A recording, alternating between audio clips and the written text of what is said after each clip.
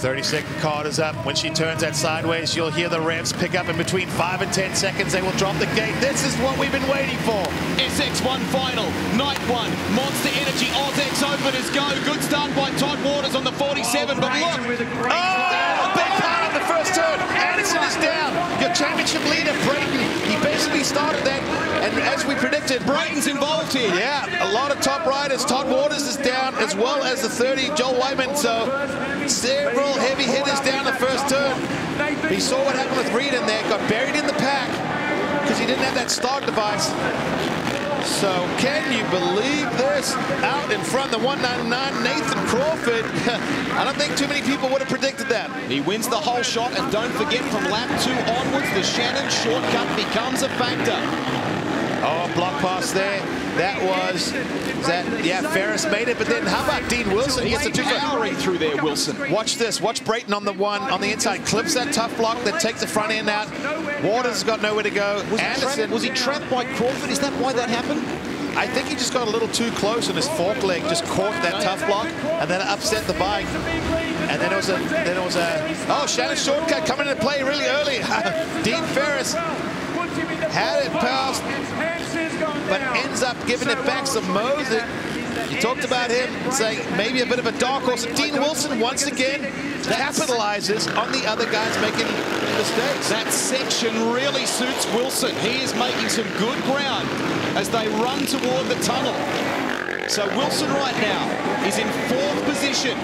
Look at him on that Husqvarna. Oh, and he takes the shortcut, follows Cade Mosig in front of him.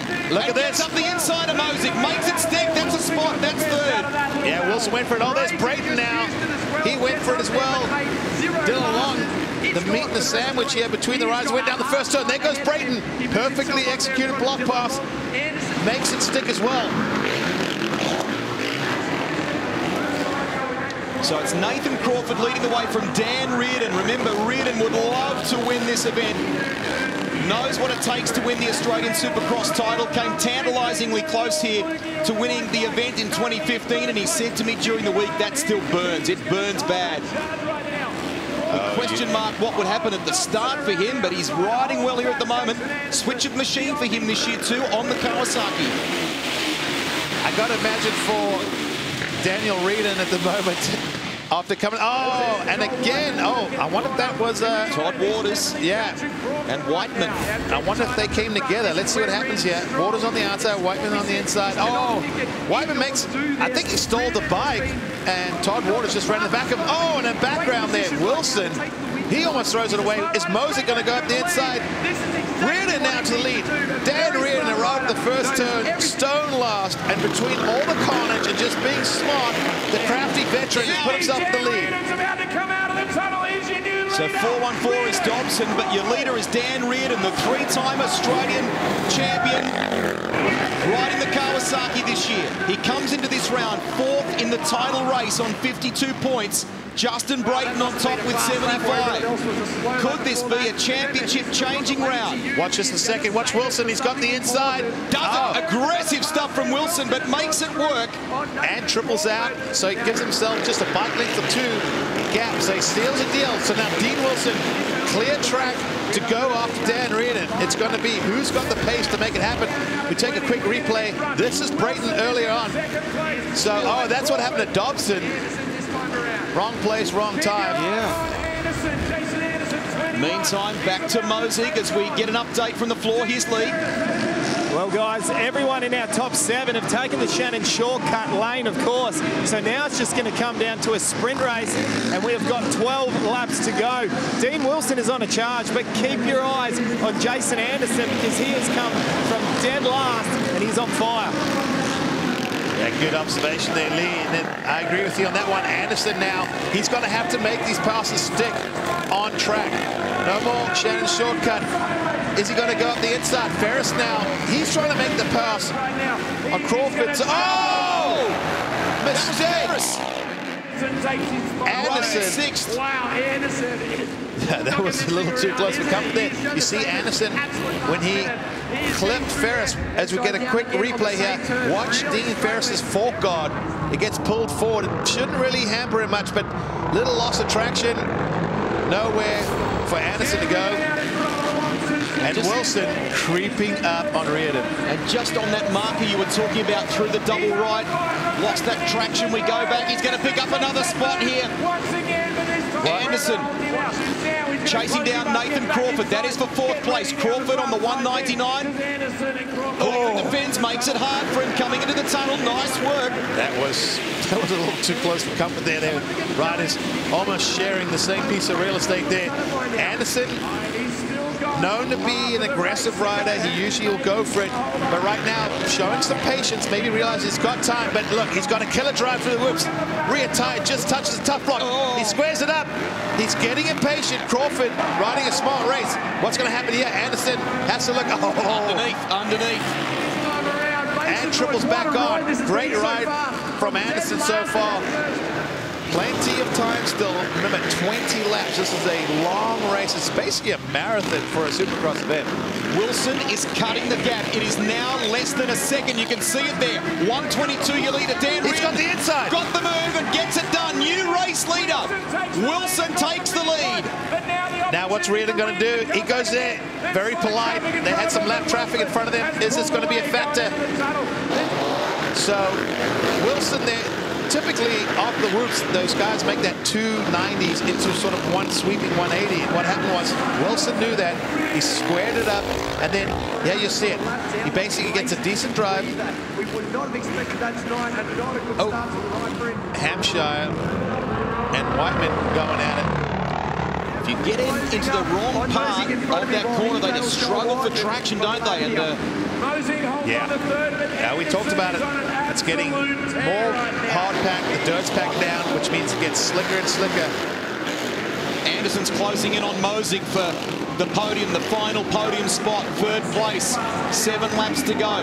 Borders, what a shame for him. He's down in 10th on bike 47 meantime. Here's your leader, Wilson over Dan Reardon. Mosick is 3rd, and Anderson is up to 4th. Lee. Now, Grant Langston, we were talking earlier on when we walked the track that potentially you could hop into these whoops and get maybe 3 or 4. Well, the 4th one's starting to get very low now. We're still yet to see someone do it, though. I think it could possibly be done.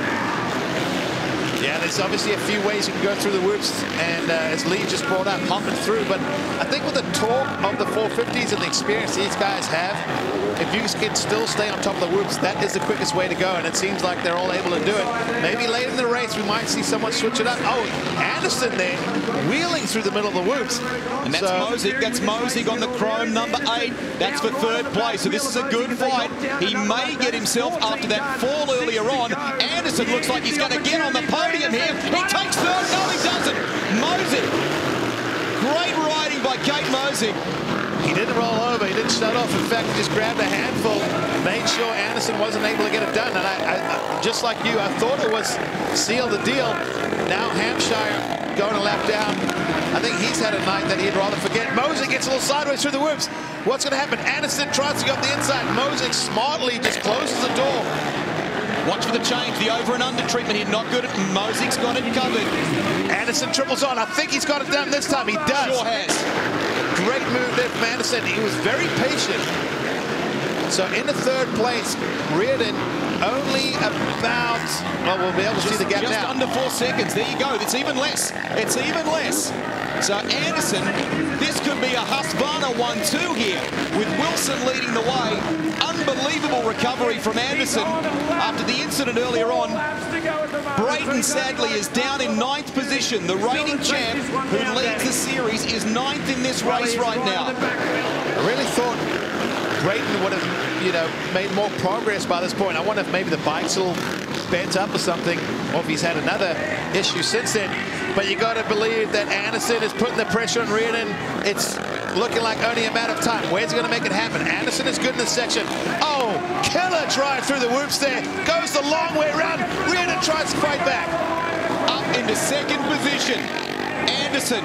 The margin is 4.8 with 2 laps to go. That would seem to be too big for someone of Wilson's caliber to chase him down. Husky 1-2.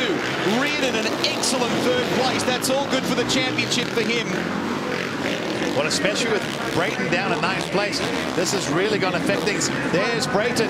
He's about to go a lap down to Jason Anderson.